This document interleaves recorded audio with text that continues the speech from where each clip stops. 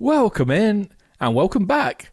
Wealdstone are in the Premier League. Yep, it's our first season in the Premier League, and we've put together an okay-ish squad to take it on. Basically, our only goals this year are staying up in the Premier League. So survival, the only goal this year. It'd be nice if some of the youngsters we've brought in actually develop a bit, so they could be used in the future, but we'll see how those goes. We've obviously got still some remnants of the Championship squad here, who potentially aren't quite up to standard, but we'll see how we get on. We started off the season with a nice 1-0 home win against Villa, so good way to kick off the season. But here we are against Southampton, and Liam Delap getting a hat-trick against us, losing 4-0 away. I don't know what it is about Delap. We've played against him in the Championship, now in the Premier League, and he's scored every single game we've played against him, whichever club he's been at. So really annoying. Maybe should look into buying him one day if he ever wants to come to us, because that'll put an end to those goals, I guess. Caden Clark gets sent off against Newcastle, and we suffer a second loss, 1-0 against Newcastle. We've just got Pereira back from injury now for the first time against Watford. He was one of our signings in the summer to play centre-back, Uruguayan. Hopefully he can bolster that the middle of the defence, because we probably didn't have good quality there coming into the season. Watford, 2-0 win. That's a good win for us. And next up we have the Carabao Cup. Don't think we're going to be quite up to winning the Carabao Cup with this kind of squad we've put together for this season. Maybe in the future, a little trophy for the cabinet wouldn't be out of the question, but at the moment, the only thing we are concentrating on is staying in the division. Very easy tie to start off the campaign in the Carabao Cup, though, Wickham. We beat them 2-0, made a bit of a meal of it. However, they did actually have a couple of our ex-players playing for them. Hakeem Adofin was playing right back for Wickham, and Sean McWilliams played in the middle of the park. So good to see those boys back. Paying their trade at Wickham isn't probably a good sign of how good they were when they were at for us. Nice to see Michael Maskell scoring there. One of the youngsters we spent quite a bit of money bringing in the off-season. He's more of a defensive-sided Mozilla for our team, but nice to see him score there.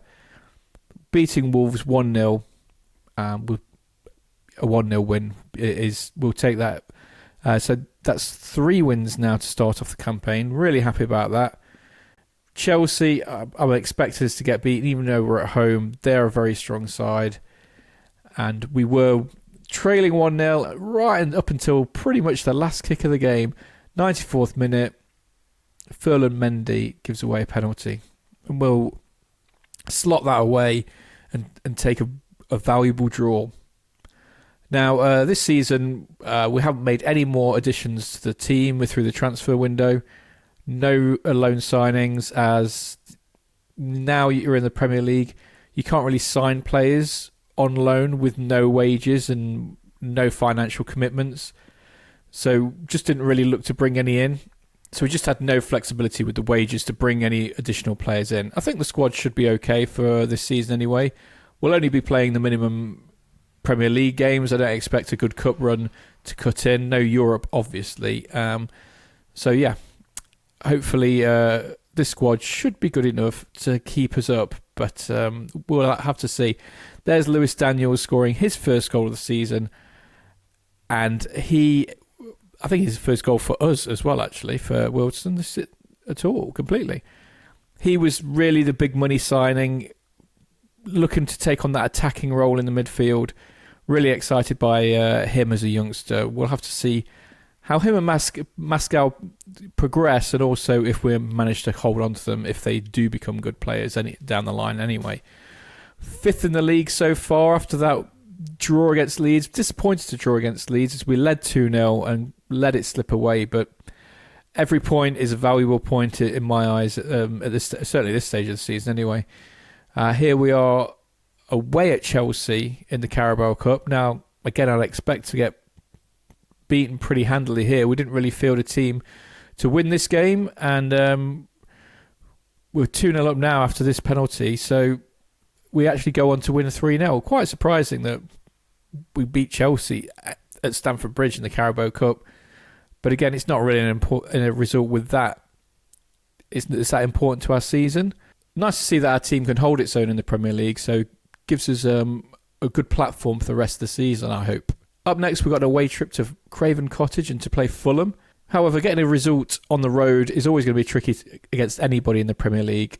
And as we climbed up the leagues in previous seasons, our away form has always been the one that was really the weakness of our seasons.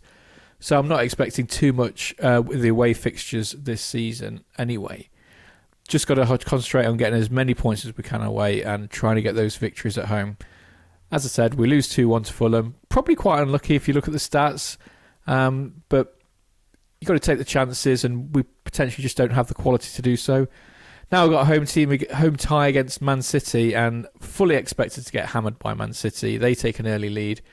On the stroke of half-time, get a header from a free kick and equalise. So not too bad. And going into injury time, we're still 1-1. We're holding our own completely.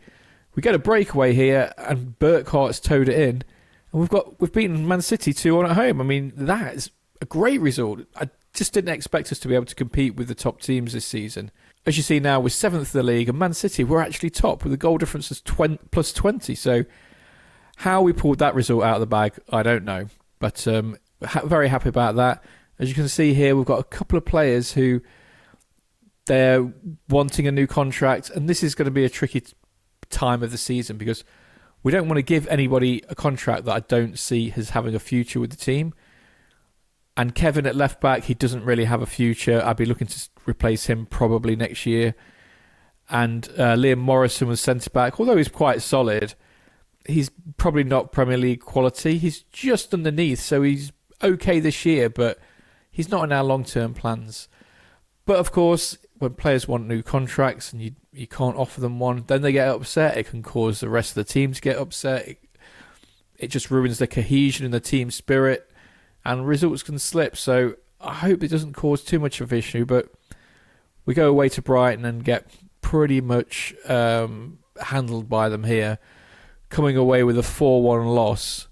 And we don't have Daniels available for this game as he's been injured, and Max Dyson gets a red card as well. So not ideal at all against Brighton, and we might just be starting to hit that awkward part of the season. It was a good start. We got some wins at the start, which is a great relief. I was wondering if we might go through a long stretch without a win to start the season, so that was handy.